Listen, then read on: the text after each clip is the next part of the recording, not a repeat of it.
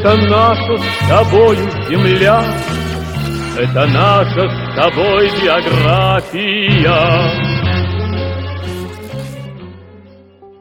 8 января ветеран угольной промышленности Александра Иосифовна Стельмах отметила свой 100-летний юбилей. Но несмотря на столь преклонный возраст, она хорошо помнит многие моменты из своей жизни. Например, как совсем еще юной девушкой ездила на восстановление городов в Украину. На восстановление кирпичи таскали, камни разрушили немцы, а мы таскали. Вот там прожили зиму, это потом нас привезли домой. Ездили в теплушках, на станцию приехали, немец бомбить приехал, но отбили его. Мы были в галосы, валенок не давали, а в галосах работали. Но там не сильно холодно было.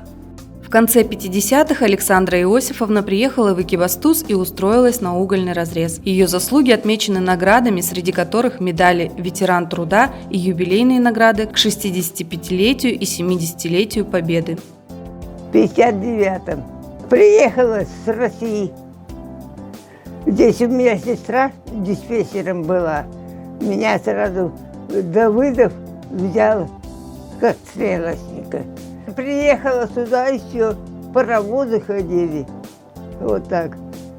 Как вытягивают груз, паровоз отцепляется, и это на стрелку перевести. Вот так. Все было. Только начинал разрез.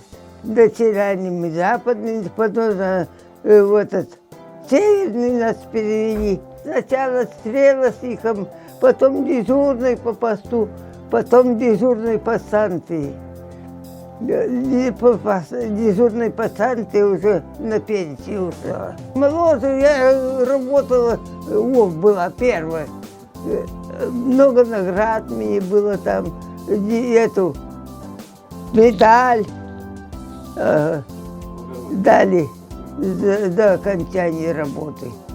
Супруг Александры Иосифовны тоже трудился в угольной промышленности и был связан с железной дорогой.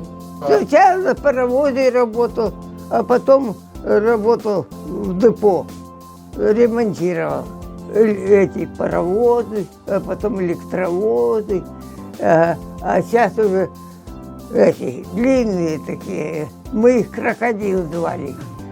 Вместе с супругом Александра Иосифовна построила собственный дом, в котором она живет по сей день. Но главное ее богатство – 3 детей, 3 внуков и 3 правнуков. Это наша с тобой биография.